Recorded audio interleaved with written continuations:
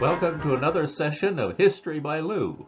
Today we're going to take a look at was the Wild West really wild? While you're watching this, I want you to ask yourself three simple questions. First of all, can you really shoot and kill 42 people? Second question is, why exaggerate? Why were so many stories of the Wild West wildly exaggerated? And thirdly, what is our modern legacy from the Wild West that we know shaped a lot of what America is today?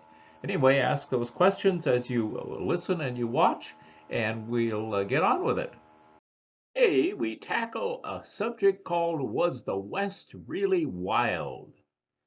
We all grew up with the Wild West playing cowboys and Indians or cops and robbers. First of all, we're going to take a look at the outlaws of the Old West. First, they're not all the same.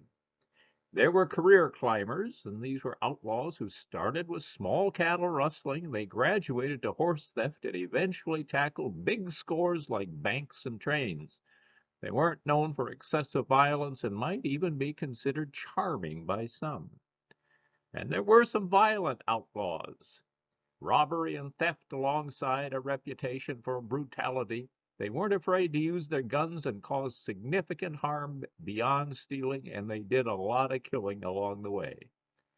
And there were the associates and rustlers, those who primarily stole cattle or aided outlaws in other ways.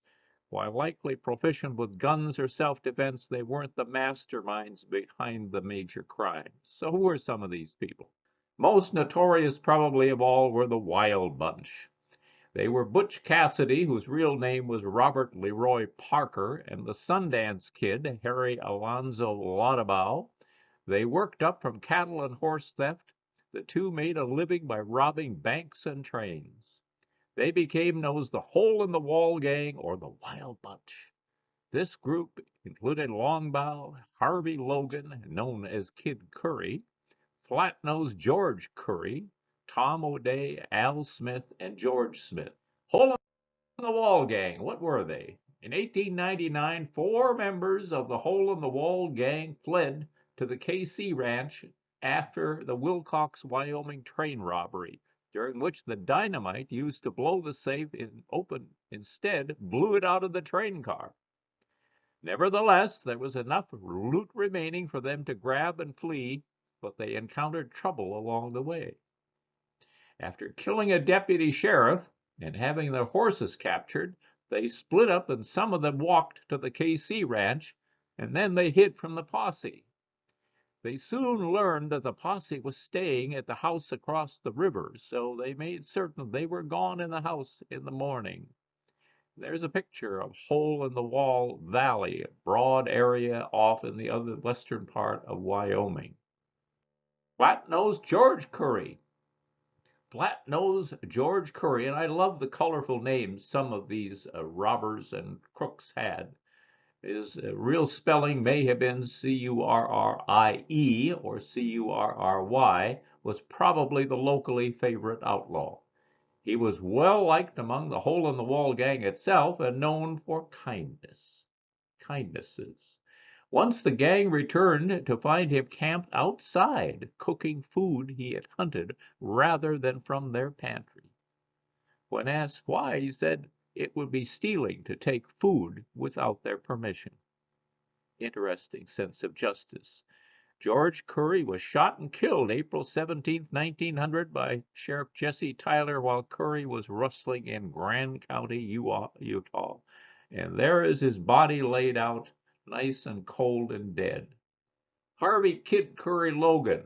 Upon hearing of this, Harvey Kid Curry Logan, who was also enraged by the recent law enforcement killing of his younger brother Lonnie in Missouri, vowed to get revenge.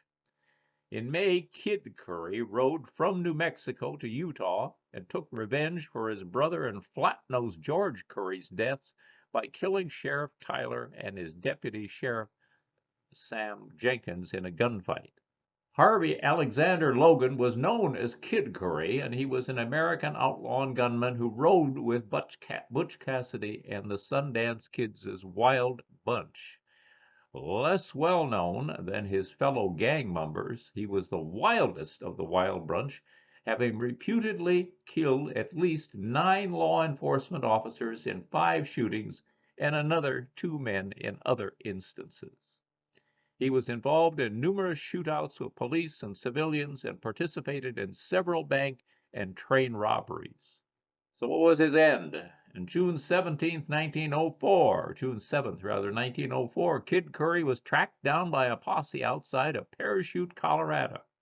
Curry and 2 others had robbed a Denver and Rio Grande train outside Parachute, and they stole fresh horses. The next morning, they set out in pursuit of the gang, and the gang shot horses from under them. Kid Curry took aim at one lawman, and another shot Curry. The wounded Curry then fatally shot himself in the head to avoid capture, and he was very, very dead. There was a third brother called Johnny who was an outlaw too, but not famous enough so we have any recorded instance of what he. Jesse James. Jesse Woodson James was an outlaw, bank and train robber, guerrilla, and leader of the James Younger gang. Born in 1847 and raised in the Little Dixie area of western Missouri, James and his slave-owning family maintained strong Southern sympathies. As a leader of the James Younger gang, James played a pivotal role in their successful string of train, stagecoach, and bank robberies. Ironically, he was and is still often looked at as sort of a Robin Hood of the Old West, but there isn't much proof that he gave back to the poor community. The James reputation was helped by John Newman, a newspaper publisher. John Newman Edwards, a newspaper publisher, a Confederate sympathizer who perpetuated James' Robin Hood mythology. We are not thieves, we are bold robbers, and I'm proud of the name, for Alexander the Great was a bold robber, and Julius Caesar and Napoleon Bonaparte. In 1881, the governor of Missouri issued a $10,000 reward for the capture of Jesse and Frank James. On April 3, 1882, at the age of 34, James was shot in the back of the head and killed by his accomplice Robert Ford, who was found guilty of murder but pardoned by the governor. And he was dead, very, very dead. Billy the Kid, famous Billy the Kid.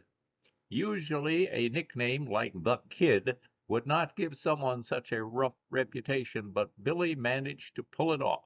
Born Henry McCarty in 1859, likely in New York City, Billy experienced a turbulent childhood. His life as an outlaw began in 1877 when he drew his gun and shot a civilian blacksmith who was bullying him in Arizona. McCarty was in custody, but before the marshal could arrive, Billy escaped. Now an outlaw, the Kid met up with another bandit named Jesse Evans, who was the leader of a gang of rustlers called the Boys. After engaging in numerous felonies and later in the infamous Lincoln County War, Billy's name soon spread across tabloid newspapers.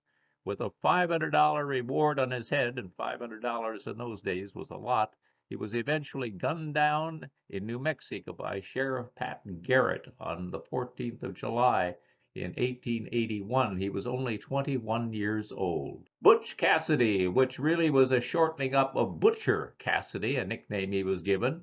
Born Robert Leroy Parker in Beaver, Utah on April 13, 1866, Cassidy was the first of 13 children. His Mormon parents had come to Utah from England in 1856. By 1884, Roy was already rustling cattle. However, in 1889, he and 3 other men committed the first crime attributed to his name, a bank robbery in which the trio made off with $20,000, the equivalent of over $500,000 today. This robbery showed the trappings of what would become the Wild Bunch signature holdup, a well-planned attack, and after this daring heist, Butch went on the run, traveling across the frontier. The outlaws held up banks and trains across the Southwest and managed to bring home large sums of money, For example, an estimated $70,000, that's over $2.5 million today, for the holdup of a Rio Grande train in New Mexico. By this point, the good old days seemed to be over. The Wild Bunch had an extensive array of law officers hunting for them.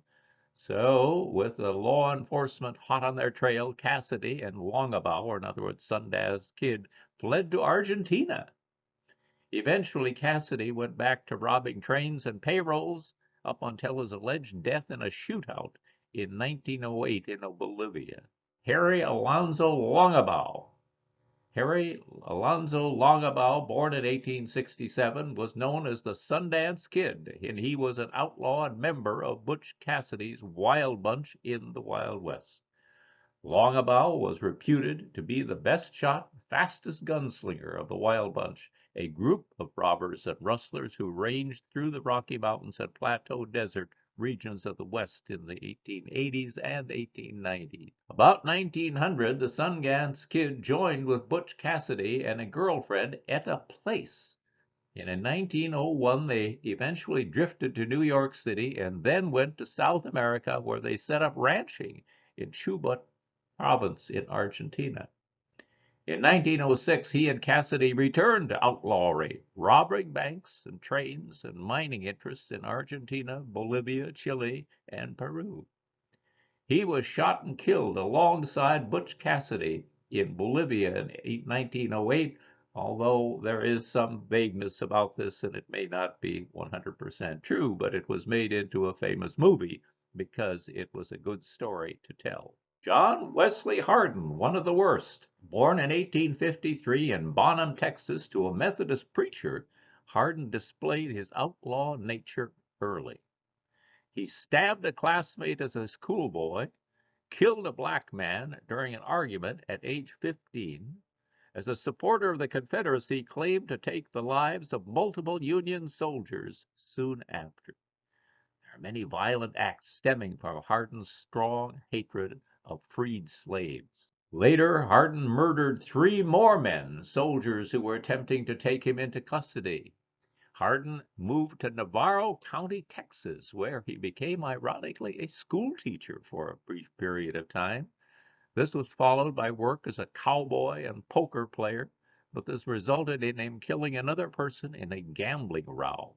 Hardin claimed to have killed more than 40 men during his life, and though some of these claims may have been exaggerated, there is little doubt he had a propensity for violence. The researchers have confirmed at least 27 that he shot and killed, but he claimed to be the murderer of more than 40. It's even said that he killed a man for snoring too loudly in a hotel room. In 1872, he broke out of jail, joined the anti-Reconstruction movement, and kept on killing. Fleeing capture with his wife and children, he was caught by Texas Rangers in Florida and sentenced to 25 years for the murder of a deputy sheriff. After prison time and miraculously being admitted to the bar, he was pretty smart actually. Hardin hired assassins to murder one of his clients with whose wife he was having an affair. On the 19th of August, 1895, Constable John Selman, one of the hired guns, shot and killed Hardin in the Acme Saloon. Ironically, it's believed because he had not been paid for the hit job. Belle Starr, born in Missouri to a well-to-do Confederate sympathizing family, Myra Maybelle Shirley Starr, known as Belle.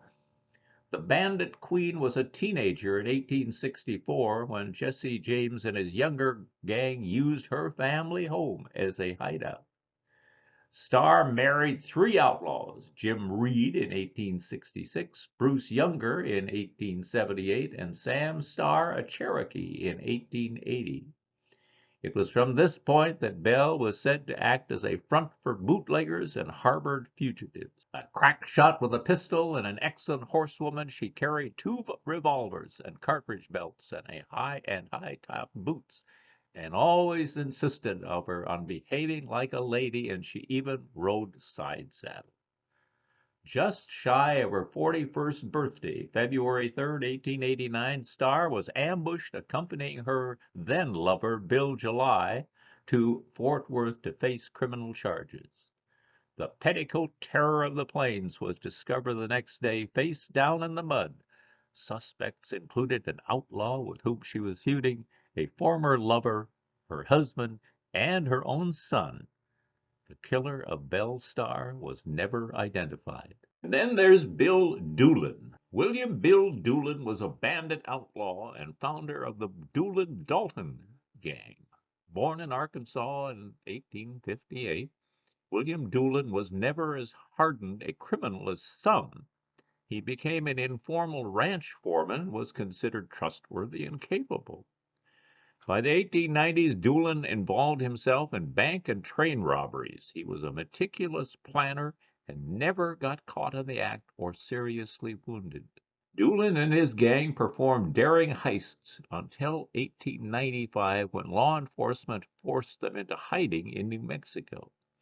In 1896, a posse caught up with him at Lawton, Oklahoma. Doolin decided not to be captured alive. Badly outnumbered, Doolin drew his gun, and a rain of shotgun and rifle fire instantly killed him. He was 38 years old. Many of these guys didn't live very long lives. He was absolutely peppered with gunfire and massacred in a sense. Sam Bass, born in Mitchell, Indiana, July 21, 1851, he drifted to Texas, where in 1874 he met Joel Collins. In 1876, Bass and Collins turned to robbing stagecoaches. In 1877, they robbed a Union Pacific train of $65,000 in gold, the equivalent of $1.3 million today. A member of his gang turned informant about to rob a bank in 1878, and they shot a deputy sheriff. In a gunfight, Bass attempted to flee and was shot by Texas Rangers, and he was going to die in custody, another one who ended his life fairly early. At a place. At a place a member of the Wild Bunch was involved with, the Sundance Kid. She was a woman of mystery, and we don't know her real name or time or place of her birth. The Sundance Kid and Butch Cassidy went to South America. Etta went with them. In Argentina, they purchased land at Chubut province, and it's not clear what happened after that.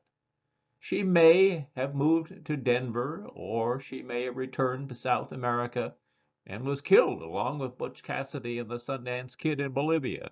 We don't know, but it is interesting that there were women outlaws as well in this period. Jim Miller, James or Jim Brown Miller, born in 1861, was one of the worst of the many violent men of the Wild West. Miller was a Texas Ranger first, turned outlaw, and professional killer who was said to have killed 12 people during gunfights. It's likely Miller's real body count was somewhere between 20 and 50 men. He was really a psychopathic hitman. His bloody deeds are said to have begun when he murdered his grandparents at the age of 8, although for that he was never prosecuted. He went on to leave a trail of death and grief across Texas and the surrounding states. He was eventually lynched in Ada, Oklahoma in 1909, along with 3 other men, by a mob of residents angry that he had assassinated a former deputy U.S. Marshal. Al Smith is in the rustler category in the Hole in the Wall gang were brothers Al and George Smith. They rustled cattle from the big outfits. Their headquarters were in the Hole in the Wall, an ideal place to hide from the law and hide stolen livestock. The name emerged when Al Smith was asked where his mail should go, and he replied, "Just stick it in a hole in the wall," referring to the white cliff wall behind his cabin. And this is where the historical origin for the Hole in the Wall name began, and name applied to that area. Then here are some real interesting young guys. Rufus Buck's gang in the Indian Territories. They weren't together very long, just 13 days in 1895, but what a 13 days. They started out stealing horses, selling illicit alcohol, and committing robbery. They went on a violent rampage against white occupation of Indian territory. The young men were Black and Muskogee or Creek Indian. They murdered a deputy, stole a cowboy's money and clothing. They sexually assaulted women, some of whom died.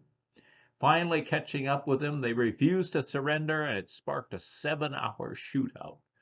The 5 teens were found guilty of rape and sentenced to death. Rufus Buck was only 18 years old when he died on the gallows. This is an interesting one. Elmer McCurdy, the bumbling brigand. As an outlaw, Elmer McCurdy failed. All of his robberies he took part in were abject failures due to his ineptness with explosives.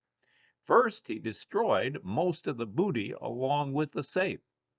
His second blast took out an entire bank building, but it left the safe itself standing.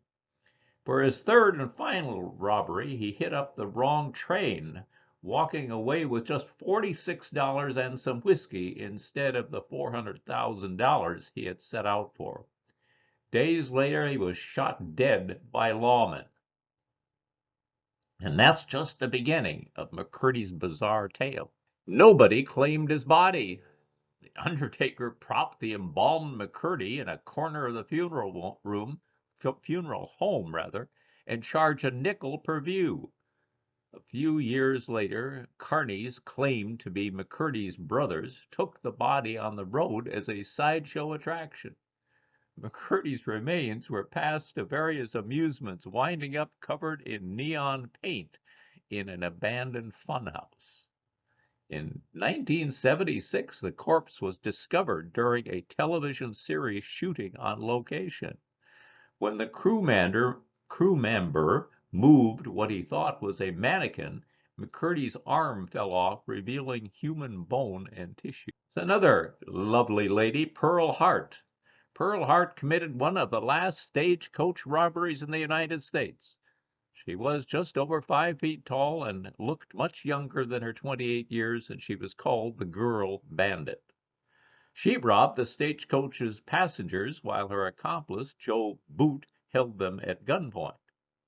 Before taking off, she handed each of her victims $1 as a charitable contribution so they could buy themselves a bite to eat once they reached their destination. But the amateur robbers couldn't pull off the getaway and were quickly caught, tried, and convicted. Hart served just 1 year of her sentence before being pardoned. Some accounts contend that she became pregnant, and the only 2 men in contact with her during her imprisonment were the warden and Arizona's territorial governor, and they were hoping to avoid a scandal. Pearl Hart walked out of Yuma Territorial Prison in 1902. What happened to her after that is completely unknown. Big Nose George, the outlaw who wouldn't die. Again, I love these names for these characters, these outlaws. Known as Big Nose George on account of his huge nose, George Parrott, horse thief, cattle rustler, and highway robber. A near robbery of a train in 1878 led to his downfall. He was seen removing spikes from the rail and warned the oncoming train. The robbers fled and a posse chased him. George slaughtered 2 pursuers, adding murder to his list of crimes. 2 years later, he was convicted. While awaiting execution, George attempted to escape, knocking a guard out with his shackles. Thwarted by the jailer's wife, who sounded the alarm, an angry mob stormed the jail, dragging George outside, but string him up from a telegraph pole. George refused to jump from the box they stood him on. They tried pushing him off, but the rope broke. They forced him up a ladder, but he wrapped his legs around the pole and refused to let go. Eventually, George tired out, and the townsfolk got their lynching. Local doctors claimed the body to examine the brain for abnormalities that might explain George's penchant for violence and crime. One of the doctors gifted the skull cap to his assistant, who went on to become the first woman doctor in Wyoming. The other had a pair of shoes made from Georgia's skin, which are still on display at the Carbon County Museum in Rawlins, Wyoming. After his hanging, Parrott's corpse was handed over to a local doctor for dissection in the name of medical research. In a ghastly twist, the doctor fashioned a medical bag and pair of shoes from Parrot's skin. Now, how's that for all being bizarre? The stories of the Old West are remarkable. Joaquin Murrieta, notorious robber and murderer Joaquin Murrieta, the scourge of the state of California. He had been a hard-working miner, but he was constantly bullied by the white miners and settlers. A gang of ruffians beat him, raped his wife, and murdered his brother. So he declared warfare on everyone and everything American. Murrieta and his gang, the Five Joaquins, were blamed for numerous brutal robberies and killings and were wanted by the state of California. In July 1853, the California Rangers claimed they had killed 4 of the gang's members, including Murrieta and his sidekick, Three-Fingered Jack Garcia. The Rangers needed proof of the killings to claim the $5,000 reward. So how did they get that? Well, they cut off Murrieta's head and Three-Fingered Jack's hand, preserving them in alcohol. The head and hand were put on display until 1906, when they are said to have been destroyed during the 1906 San Francisco earthquake. Black Bart, gentleman outlaw. Dapper old gentleman in a tweed suit and cravat, an elegant bowler hat, a notorious stagecoach robber, Black Bart, called gentleman outlaw. In the span of 8 years, Bolton robbed some 28 Wells Fargo stagecoaches. Wearing a long white linen coat and a flour sack over his head, he would brandish his rifle and politely advise the driver to halt. "Please throw down the box," he'd say, and the driver would oblige. Black Bart would then relieve the strong box of its riches, leaving behind a poem with the signature Black Bart the Poet, and he spelled poet P-O-8. And here's one of his poems that we know he actually left. "Here I lay me down to sleep, to wait the coming morrow.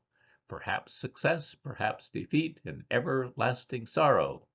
Let come what will, I'll try it on, my condition can't be worse, and if there's money in that box, 'tis money in my purse." During his final robbery, made a mistake. Bart dropped his handkerchief in his haste to escape, and an armed hitchhiker took him by surprise. A determined detective tracked down the culprit through the laundry service identification marker printed on the handkerchief and arrested the perpetrator at a boarding house. Bart was given a light sentence of 6 years in prison, possibly due to his age, and he was likely by then in his mid-50s, which would be quite old for that time, or because of his courteousness to his victims and the fact that he never harmed any passengers. He was released after 4 years for good behavior and never heard from again. And when he came out of prison, he said to the press, he said, "Nope, I'm all done. That's the end of my career as an outlaw." Ma Barker, another woman involved in crime, a criminal matriarch.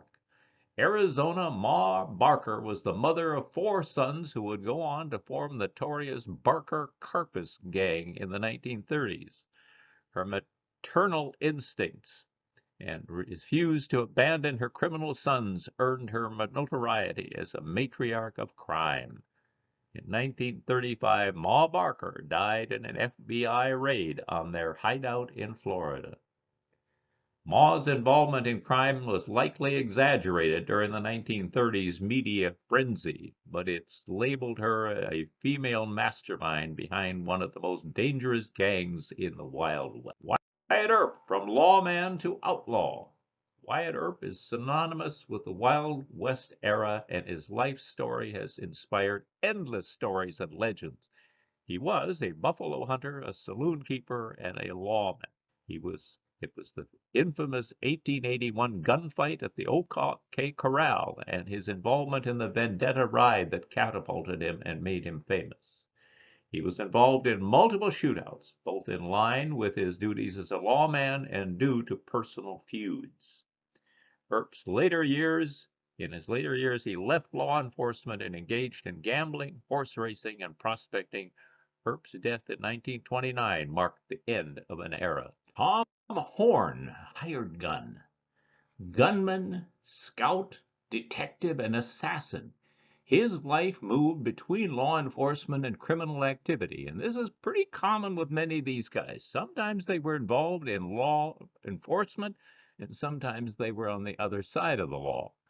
Horn worked as a scout during the Apache Wars and later as a Pinkerton detective, often charged with tracking down and capturing outlaws. As a hired gun, Horn became involved in range wars. The cattle barons fought against the settlers and homesteaders for land and property rights, and those were serious confrontations that took place. What makes Horn stand out among Wild West outlaws is his brutal reputation as a hired gun. Horn's criminal career came to an abrupt end when he was charged with the murder of 14-year-old Willie Nickel, whose father was embroiled in a range war. Horn was hanged in 1903 for the killing. Clayton Allison, the Apache Kid. The Apache Kid straddled the line between lawman and outlaw, another one on both sides of the fence. Born to a Mexican father and a white mountain Apache mother, as a young man he joined the U.S. Army as a scout. The Apache Kid's life took a dark turn when he was involved in a drunken altercation that led to the deaths of an Army officer and other fellow Apache scouts. After narrowly escaping a lynching, he was sentenced to prison only to escape with other convicts in 1887. From that point on, Allison became an infamous outlaw, accused of rustling, robbery, and stealing. David Rudabaugh, who crossed paths with Billy the Kid. He was nicknamed Dirty Dave. Born in Missouri in 1854, he grew up in a tumultuous household that led him to a life of crime. Rudabaugh's career included horse theft, stagecoach robbery, and train robbery. Rudabaugh crossed paths with Billy the Kid when they both were members of a gang known as the Rustlers. Billy the Kid and Rudabaugh had a falling out, however, which we don't know much about, which led to their separation. Remember, Billy the Kid is also dead at 21, so it wasn't very long for anything to happen. Later, after being imprisoned in Mexico, Rudabaugh was attacked by a mob of local villagers, and he was decapitated in 1886. Odd ends for many of these guys. Some more women, Cassidy girls, the Wild West's outlaw sisters. The Cassidy sisters, Charlotte and Laura, were infamous female outlaws who defied gender roles. The sisters pursued a life of crime together, starting with cattle rustling and then bank and train robbery. The Cassidy sisters were skilled horsewomen and sharpshooters, holding their own ground in a male-dominated world. Their daring exploits ultimately led to their arrest when they were captured during a train robbery in 1893. Both sisters were sentenced to prison, but were released early due to their good behavior. Little is known about their lives after release from prison, but their legacy lives on as rare examples of female outlaws in an era dominated by men. Cherokee Bill, a violent outlaw of Indian Territory. Crawford Goldsby, better known as Cherokee Bill, operated in Indian Territory. Born in 1876 to a Cherokee mother and a Buffalo Soldier father, that means black, Goldsby dealt with racism throughout his youth, which may have contributed to his violent tendencies. Cherokee Bill was known for his ruthlessness and hot temper, eventually becoming part of the infamous Cook Gang. He participated in numerous robberies, shootouts, and murders, quickly gaining a reputation as a dangerous man to cross. In 1895, he was captured and sentenced to death for shooting and killing a man during an attempted jailbreak. At the young age of 20, Goldsby was hanged for his crimes, leaving behind a short but violent legacy. Rose Dunn, the Rose of Cimarron, was born in Oklahoma in 1878, and despite her young age, Dunn led a life entangled with some of the most notorious outlaws of her time. Her brothers were part of the infamous Wild Bunch. Dunn's true claim to notoriety came from her romantic relationship with George Bittercreek Newcomb, an associate of the Wild Bunch. She provided the gang with supplies and support, helping Newcomb to evade capture. Her loyalty faltered because her brothers wanted to collect the reward money. After that, Dunn left her life of crime, and she lived a quiet life, living until 1955. Some other sweethearts. There are so many in this list, I cannot list every single outlaw of the West. But here's another sampling of some of those who were out there, and we won't go into detail about them, but they were important. Tom Blackjack Ketchum, the terror of the Southwest, hanged for his crimes in 1901. Henry Newton Brown, 1857 to 1854. A mob lynched him in 1864. Hoodoo Brown, 1856. We don't know when he died, but he was killed by gang outlaws about 1880. Doc Holliday, a dentist who moved west, 1851 to 1887. He died at 36 and succumbed to tuberculosis. With Wyatt Earp at the shootout at the Okai Corral in Tombstone. Here's another one. Bonnie and Clyde, Louisiana in 1934. Wild Bill Hickok, 1837-1876. Hickok was killed while playing poker in Deadwood, South Dakota. He was shot in the back. Pat Garrett, the lawman who tracked down Billy the Kid. Clay Allison fell from a wagon in 1887 and broke his neck, most remembered for killing a suspected murderer, cutting off his head and bringing it to his favorite bar for a drink. John King Fisher, known for gunning down members of his own gang, beating people to death with a branding iron, and even shooting unarmed men. He's also believed to have killed no less than 16 men. Dallas Studenmeyer, shot to death by a group of outlaws during a verbal confrontation. Dallas is believed to have killed no less than 11 men. William Curly Bill Brocius accidentally killed a marshal but was acquitted. Wyatt Earp testified in his defense, but later shot and killed him in retaliation for the murder of his brother, Morgan Earp. And then Cole Younger. Cole and his brothers, Jim and Bob, pled guilty to avoid the hangman's noose. They were sentenced to life but were paroled in 1901. Cole toured the nation with Frank James giving speeches about the Wild West. He later became a Christian and renounced his criminal past and died peacefully 4 years later with 11 bullets still embedded in his body. So, was the West really wild? Well, maybe not even a little. There were, and these were the ones I've focused today, exceptions. Billy the Kid became famous through the Lincoln County War in New Mexico, for example. It was one of the largest of what were called the range wars. Cattle farming had become a huge business, but the competition was fierce and personal as these people largely knew one another.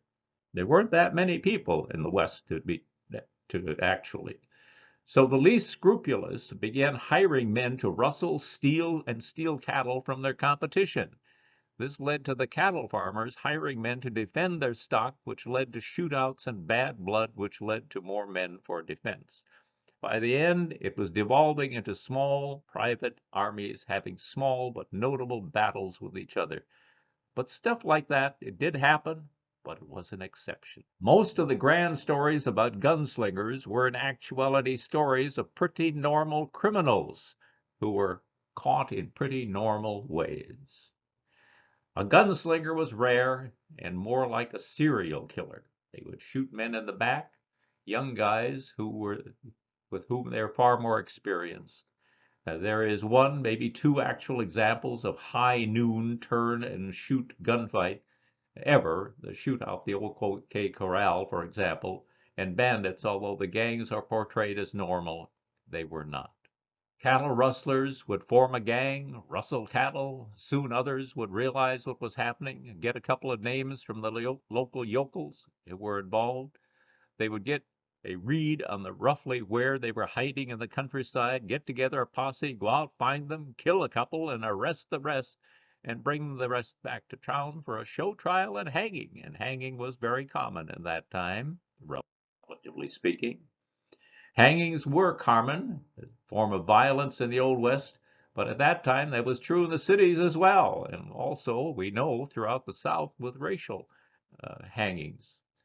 More so readily, you see, at the turn of the 20th century when the frontier was almost all tamed and early pop culture of cowboys and gunslingers developed.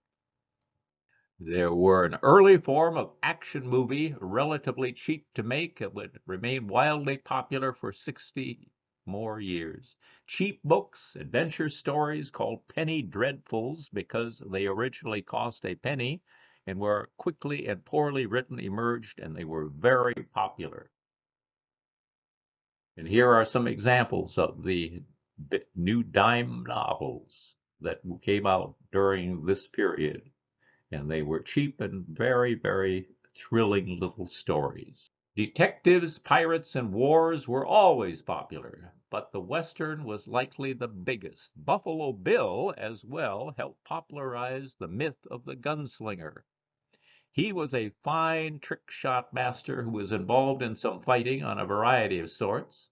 He was also a Civil War veteran, and he had created a type of moving show that went from town to town, involving plays from cowboys combined with horse and shooting tricks. It was very popular. But the average person in the Old West is best thought of simply as a frontiersman. Men and women, that's all they were, trying to scrape together a living, a hard living, and get some long-term opportunity not available in the city by starting from scratch as farmers, or those who gave services to farmers in a wilderness, or those who were able to start ranching. It was a tough life, hard life, but it was a way to live, and that's the way most of the people lived. And so that, ladies and gentlemen, is the end for today, but that's only until the next presentation. I hope you enjoyed this presentation, and now you can do me a really big favor. If you would go down below and hit the subscribe and the like buttons, because that encourages me to create more presentations just like this, all for you.